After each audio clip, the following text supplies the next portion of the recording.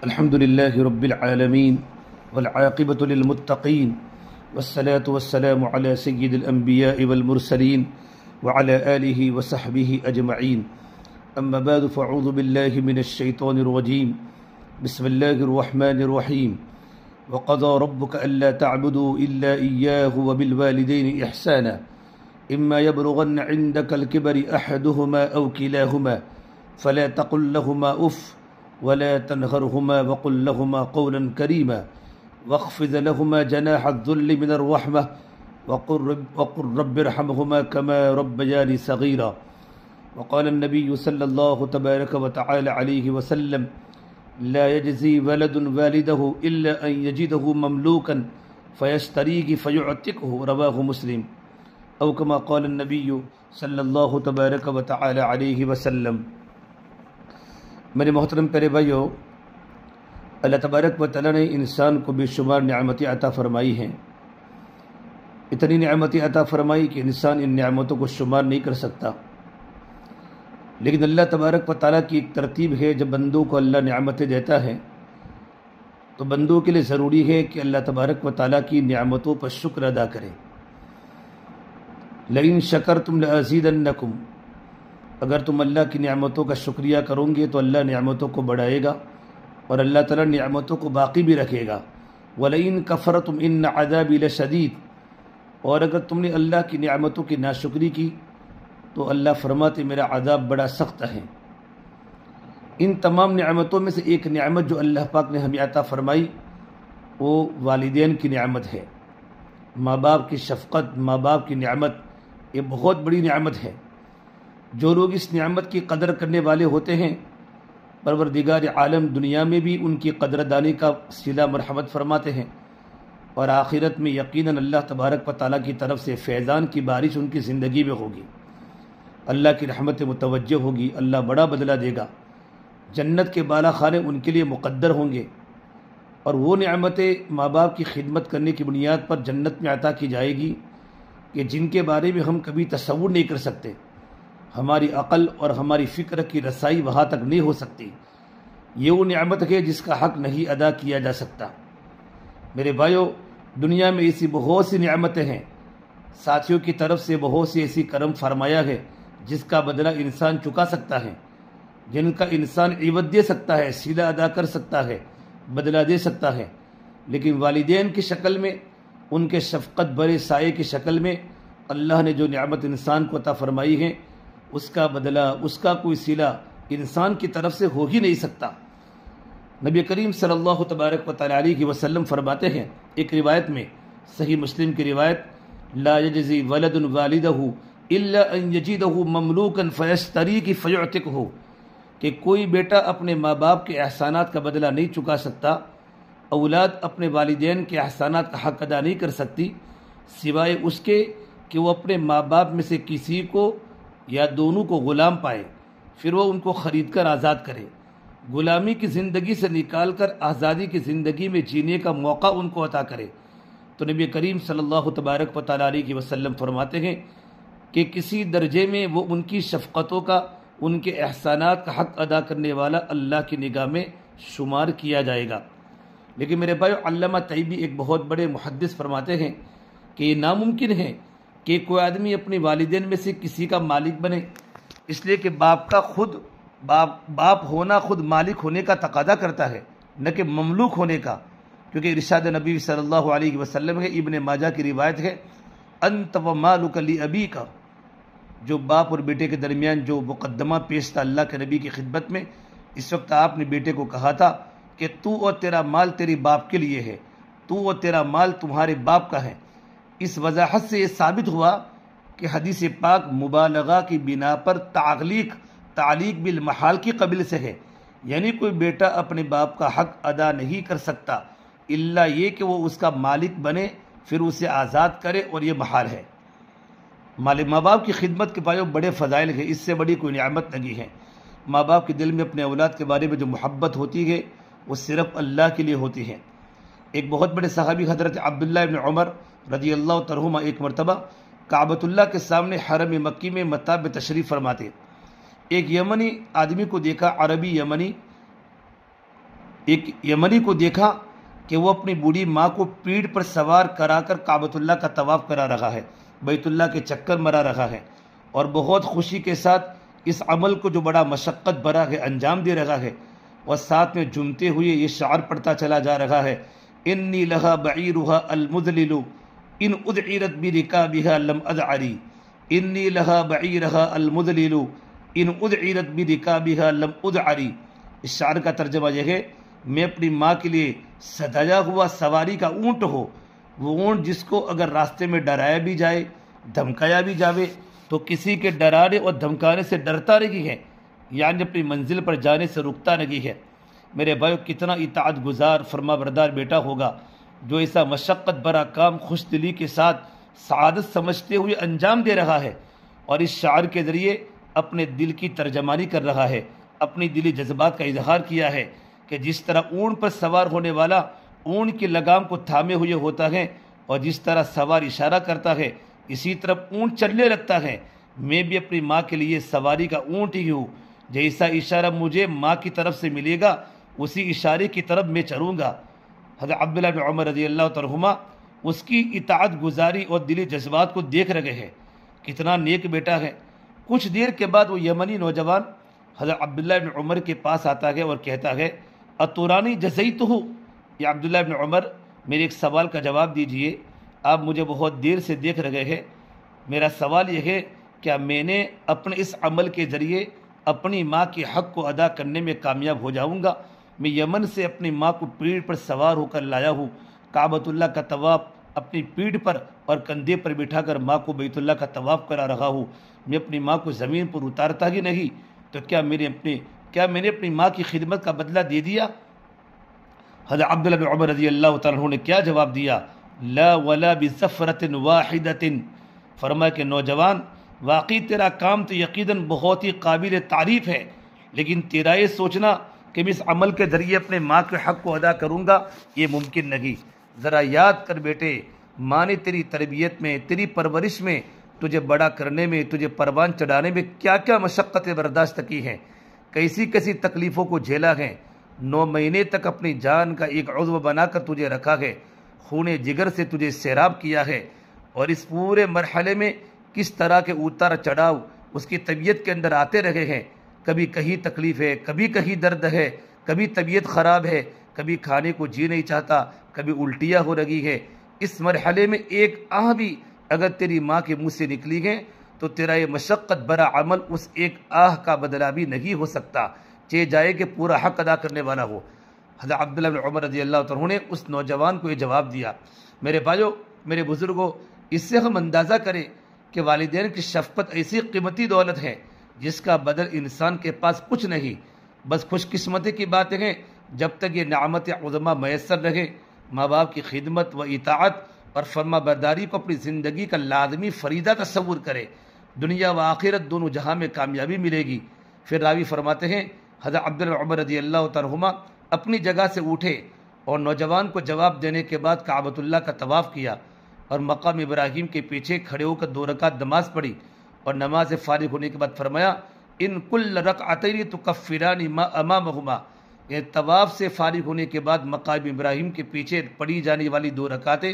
جن کو ہم واجب الطواف کہتے ہیں، انسان کے پچھلے سارے گناہوں کو معاف کر دیتی ہے۔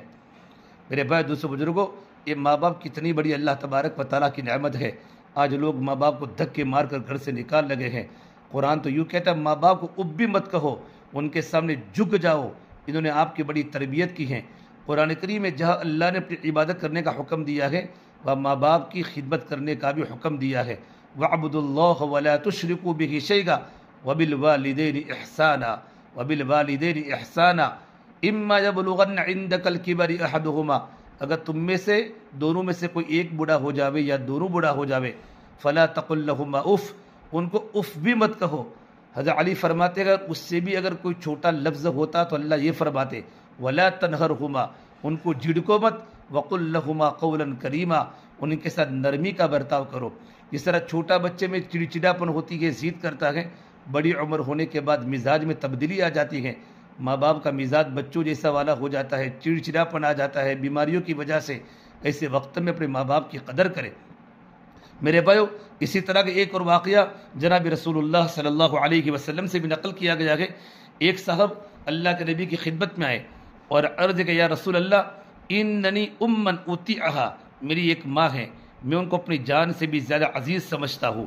ہر ممکن ان کی اطاعت فرما برداری کی کوشش کرتا ہوں، جو کچھ میں کماتا ہوں ان کی خدمت میں لے جا کر پیش کرتا ہوں، ایک گھڑی کے لیے بھی اپنی توجہ کو ان سے نہیں ہٹاتا، کام تو سارے کرتا ہوں لیکن کبھی بھی اپنی ماں کی حق کی ادائیگی سے غافل نہیں ہوتا۔ یہ مطلب نہیں کہ مسلسل ان کو تکتا رہتا ہوں، بلکہ ان کی ہر ضرورت کا خیال رکھتا ہوں۔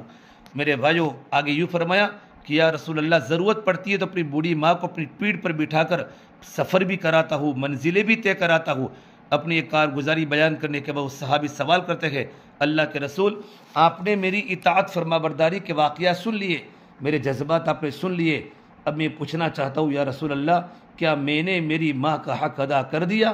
جناب رسول اللہ صلی اللہ علیہ وسلم فرمایا اے میرے پیارے صحابی، یقیناً تمہارا عمل تو قابل تعریف ہے، لیکن ماں کی ایک سانس اور ایک آہ کا بھی تمہارا یہ مشقت بڑا عمل بدل نہیں ہو سکتا۔ صحابی نے سوال کیا یا رسول اللہ لیما، یہ اللہ کے رسول ایسا کیوں؟ میں یقیناً اپنی سعادت سمجھتے ہوئے ماں کی خدمت کرتا ہوں، لیکن دل میں جذبہ بھی ہوتا ہے، اس خدمت کے ذریعے میں ان کا حق بھی ادا کرنے میں کامیاب ہوں گا، لیکن آپ فرماتے ہیں حق تو ایک آہ کا بھی ادا نہیں ہوگا، ایسا کیوں؟ تو جواب میں اللہ کے نبی صلی اللہ تبارک و تعالی علیہ وسلم نے عجیب بات فرمائی جو حقیقت واقعہ ہے۔ انسان اپنے دل پر ہاتھ رکھ کر دیکھے، انسانی معاشرے کا جائزہ لے تو اللہ کے نبی کی بات پورے طور پر منطبق ہوتے ہوئے دکھائی دے گی۔ آپ نے فرمایا اے میرے صحابی، تیرے اور تیری ماں کے جذبہ محبت میں بڑا فرق ہے۔ ماں تیری خدمت کیا کرتی تھی، تیری پرورش کرتی تھی، تجھے راحت دینے کے لیے اپنی راحت کو قربان کرتی تھی، اپنے آرام کو قربان کر دیا کرتی تھی، یہ سارے کام تیری زندگی کے محبت میں کیا کرتی تھی کہ میرا بچہ اچھی طرح پل جائے، بڑھ جائے، جوان ہو جائے، اچھا انسان بن جاوے، اپنے پیروں پر کھڑا ہو جاوے، دنیا و آخرت بنانے والا بن جاوے۔ اپنی جان سے پیارا تجھے تیری ماں رکھتی تھی، تجھ پر اگر کوئی تکلیف آتی تھی تو اس کے جذبات یہ ہوتے تھے اس تکلیف کو میں اپنے اوپر لے لوں، میرا بچہ تکلیف سے آزاد ہو جائے، یہ تو تھا ماں کا جذبہ۔ اور فرمایا ماں کی خدمت اور دلداری اور فرما برداری تو بھی کرتا ہے، لیکن تو ماں کی زندگی کی چاہت دل کے اندر رکھنے والا نہیں ہے، بلکہ تو یہ چاہتا ہے ماں اس دنیا سے چلی جائے تو تجھے اس بوجھ سے چھٹکارا مل جاوے۔ یہ فرق ہے ماں کی خدمت کا تجھے اور تیری خدمت کا ماں کا یہ فرق ہے۔ امام بخاری نے ایک روایت ادب المفرد میں لکھی ہے۔ میرے بھائیوں، بولے بزرگوں، کچھ خوش نصیب بچے بھی ہیں آج کے زمانے میں جو ماں باپ کی خدمت کو بوجھ نہیں سمجھتے، بلکہ نیک بختی سمجھ کر، سعادت سمجھ کر اس کو انجام دیتے ہیں، لیکن دنیا میں اکثریت ایسی نالائق اولاد کی ہیں جو زندگی کے آخری عمر میں پہنچ جانے والے والدین کی خدمت بھی نہیں کرتے، مجبوراً اگر کرتے بھی ہیں تو دل میں خیال آتا رہتا ہے کب یہ آخری سانس لیں گے، ہماری مصروفیت کب ختم ہوگی، اور کوئی کرتا ہی تو ماں باپ کی پراپرٹی پر نظر ہوتی ہے کہ کسی بھی طرح ماں باپ کے پاس سائن کرا کر ساری پراپرٹی پر قبضہ کر لوں، مکان پر قبضہ کر لوں، حالانکہ ماں باپ کے دنیا سے جانے کے بعد وراثت میں اس کو حصہ ملنے والا ہے، لیکن بھائیوں کا حق محروم کرنے کے لیے، بہنوں کے حق کو محروم رکھنے کے لیے ماں باپ سے جھوٹی خدمت کا بہانہ بنا کر ماں باپ کے پاس دستخط کرا کر ساری زمینیں ہڑپ لے لیتا ہے۔ اللہ کے نبی صلی اللہ تبارک و تعالی علیہ وسلم نے فرمایا یہ فرق ہے ماں کی اپنی اولاد کے ساتھ محبت میں اور اولاد کی اپنی ماں کے ساتھ محبت میں۔ اظہار محبت دونوں طرف سے ہوتا ہے، محبت کا اظہار، لیکن ماں باپ کی محبت اولاد کے تئیں بالکل بے غرض ہوتی ہے، کوئی مفاد وابستہ نہیں، قلبی، دلی اور حقیقی محبت ہوتی ہے، لیکن عام طور پر اولاد والدین کے ساتھ بے غرض محبت کا اظہار نہیں کر پاتی۔ اس محبت میں کہیں اگر ان کا مفاد آڑے آتا ہے تو اپنے مفاد کو ترجیح دیتے ہیں۔ میرے بھائی دوستو بزرگوں، اپنے ماں باپ کی خدمت کریں۔ اللہ کے نبی صلی اللہ تبارک و تعالی علیہ وسلم کے صحابی حضرت ابو ہریرہ رضی اللہ تعالیٰ عنہ جب مروان کے زمانے میں مدینہ کے گورنر بنے، ذوالحلیفہ مدینہ منورہ سے باہر نکلتے وقت ایک جگہ کا نام ہے جو میقات ہے۔ جو لوگ مدینہ منورہ سے مکہ المکرمہ کی طرف آتے ہیں وہی میقات پر آ کر احرام باندھتے ہیں۔ آج کے زمانے میں اس کو بیر علی بھی کہتے ہیں، اصل اس کا نام ذوالحلیفہ ہے۔ وہی تمام حجاج کرام بس سے اترتے ہیں، غسل کرتے ہیں، وضو کرتے ہیں اور احرام کی نیت کرتے ہیں وہی سے، اور بعض لوگ چادر بھی وہی بدل کر احرام کی نیت کرتے ہیں۔ پھر پورا کا پورا حجاج کا قافلہ، عمرہ والوں کا قافلہ مکہ مکرمہ کی طرف روانہ ہوتا ہے۔ اسی جگہ پر ابو ہریرہ رضی اللہ عنہ کی رہائش تھی اور وہیں پر ان کی والدہ دوسرے جگہ پر رہا کرتی تھی۔ ابو ہریرہ رضی اللہ عنہ کا معمول خلیفہ اور گورنر بننے کے بعد یہ تھا، جب اپنے گھر سے نکلتے تو سب سے پہلے اپنی ماں کی خدمت میں حاضر ہوتے اور کہتے السلام علیکم ورحمۃ اللہ وبرکاتہ، پھر سلام کے بعد اپنی والدہ کو مخاطب کر کے یہ دعائیہ جملہ ارشاد فرماتے رحمک اللہ کما ربیتنی صغیرہ، اماں جان اللہ آپ پر رحمت کی بارش فرمائے جیسے بچپن میں آپ نے میری پرورش کی۔ میرے بھائیو، کتنا دل خوش ہوتا ہوگا اس ماں کا، اتنے اونچے مقام پر، اتنی اونچی گورنری پر بیٹا فائز ہے۔ جب بھی گھر سے نکلتا ہے اپنے کسی کام کے لیے تو سب سے پہلے ذمہ داری یہ تصور کرتا ہے ماں کی خدمت میں جا کر ان کی دعائیں لی جائے۔ ماں جواب میں کہا کرتی تھی وعلیکم السلام یا بنی ورحمۃ اللہ وبرکاتہ، بیٹے تم پر اللہ کی جانب سے سلامتی ہو، رحمتوں کی برسات ہو اور برکات سے تم مالا مال ہو۔ پھر دعا دیا کرتی تھی رحمک اللہ کما بررتنی کبیرہ، یہ بھی بخاری شریف ادب المفرد کا جملہ ہے۔ میرے بیٹے اللہ تم پر رحمت کی بارش نازل فرمائے، بڑے ہونے کے باوجود، بڑے مقام پر پہنچنے کے باوجود تم نے میرے ساتھ اطاعت فرما برداری کا معاملہ کیا۔ میرے بھائیو، عام طور پر جب بچے پروفیسر بن جاتے ہیں، بڑی ڈگری پر آ جاتے ہیں تو ماں باپ کی خدمت گزاری تو در کی بات ہے، ماں باپ کا دیکھنا بھی مشکل ہو جاتا ہے، بلکہ ماں باپ بوجھ بن جاتے ہیں۔ ایسی عورتیں گھروں میں آتی ہے، پڑھی لکھی ایجوکیٹڈ عورتیں، جو یہ نہیں چاہتی کہ میں اپنی ساس کو ساتھ میں رکھوں، سسر کو ساتھ میں رکھوں، اور اپنے شوہر کا دماغ خراب کر کے شوہر کو سمجھا کر ماں باپ سے دور ہو جاتی ہے۔ خوش نصیب ہے وہ لوگ آج کے زمانے میں جن کو اطاعت گزار فرما بردار اولاد ملی ہے۔ ابو ہریرہ کی والدہ یہی دعا اپنے بیٹے کو دے رہی ہیں، یہی وہ دعائیں ہیں جو انسان کو دنیا و آخرت میں کامیابی کے اعلیٰ مقام پر پہنچاتی ہے۔ میرے بھائیو، ایک بات یاد رکھیں، ماں باپ کی دعا اپنی اولاد کے حق میں کبھی اللہ کی بارگاہ سے رد نہیں کی جاتی۔ جناب رسول اللہ صلی اللہ تبارک و تعالی علیہ وسلم نے فرمایا ایک روایت میں، جیسے نبی کی دعا اپنے امتی کے حق میں قبول ہوتی ہے، اسی طرح ماں باپ کی دعا بھی اپنے اولاد کے حق میں قبول ہوتی ہے۔ کتنی بڑی بات فرمائی، اللہ اکبر! نبی کی دعا اپنے امتی کے حق میں قبول ہوتی ہے، اسی طرح ماں باپ کی دعا اپنے اولاد کے حق میں قبول ہوتی ہے۔ جس جذبے اور لگن کے ساتھ ایک باپ اور ماں اپنے بچوں کے لیے دعا کر سکتے ہیں، کوئی دوست، کوئی عزیز، کوئی رشتہ دار اس درد و جذبے کے ساتھ دعا کر ہی نہیں سکتے۔ ایک روایت میں ہے ایک صحابی اللہ کے نبی صلی اللہ تبارک و تعالی علیہ وسلم کی خدمت میں حاضر ہوئے، مکہ مکرمہ سے مدینہ منورہ کی جانب ہجرت کا وعدہ کرنے کے لیے۔ اللہ کے نبی صلی اللہ تبارک و تعالی علیہ وسلم نے پوچھا تمہارے والدین کا کیا حال ہے؟ ان صحابی سے والدین کے بارے میں پوچھا تو ان صحابی نے جواب دیا یا رسول اللہ، ان کو تو میں روتا ہوا چھوڑ کر آیا ہوں، وہ یہ نہیں گوارا کر رہے ہیں کہ میں ان کو چھوڑ کر اپنے وطن سے ہجرت کر کے جاؤں۔ اللہ کے نبی نے فرمایا ارجع الیہما وضحکہما کما ابکیتہما، ابو داؤد شریف کتاب الجہاد کی روایت ہے، فرمایا واپس لوٹ جاؤ، چلے جاؤ اپنے والدین کے پاس، ان کو ہنساؤ جس طرح تم ان کو رلا کر آئے ہو۔ ٹھیک ہے میرے بھائی، ہجرت کرنا ضروری ہے، فرض ہے، لیکن والدین کو ناراض کر کے ان کو روتا چھوڑ کے ہجرت کرنے کی اجازت نہیں ہے۔ اسی طرح حج کے لیے جانے والے صحابہ کرام اللہ کے نبی کی خدمت میں حاضر ہوتے، اللہ کے راستے میں جانے والے، جہاد میں جانے والے صحابہ حضور کی خدمت میں حاضر ہوتے، میرے آقا ان سے پوچھتے تمہارے والدین یا ان میں سے کوئی ایک زندہ ہے یا نہیں؟ اگر یہ معلوم ہوتا کہ ماں باپ یا ان میں سے کوئی ایک زندہ ہے اور کوئی ان کی خدمت کرنے والا اور حق ادا کرنے والا نہیں ہے تو آپ جہاد میں جانے سے منع فرماتے اور حج میں جانے سے بھی منع فرماتے اور فرماتے ففیہما فجاہد، رواہ البخاری، جاؤ والدین کی خدمت کرو، یہی تمہارا جہاد ہے۔ اسی عمل کے ذریعے اللہ تمہیں حج مقبول کا ثواب عطا فرمائے گا، اللہ حج مبرور تمہیں عطا فرمائے گا۔ آدمی سمجھتا ہے نماز پڑھنا ہی عبادت ہے، دین کے تقاضے پر ہر حال میں نکلنا ہی عبادت ہے۔ آج بہت سے نوجوان اللہ کے راستے میں نکل جاتے ہیں، ماں بیماری میں تڑپ رہی ہے، ماں کی اجازت نہیں ہوتی لیکن تبلیغ میں جانے کا شوق ہے۔ مفتی تقی عثمان صاحب فرماتے ہیں ہمارا کام شوق کا نہیں ہے، ہمارا کام تو ذمہ داری کا ہے، ہمارا کام تو ڈر کا ہے۔ شوق میں آزادی ہے، ڈر میں پابندی ہے۔ دین کا کام شوق سے نہیں کیا جاتا۔ شوق آیا، اللہ کے راستے میں نکل گئے، بیوی کا حق بھی ادا نہیں ہوا، گھر میں قرضہ ہے، بیوی کے گھر پر فاقہ ہے، بچے بھوکے ہیں، ماں تڑپ رہی ہے، اللہ کے راستے میں نکل گئے۔ یہ عبادت نہیں ہے۔ اللہ کے سامنے اللہ کا راستہ کتنا بڑا سفر،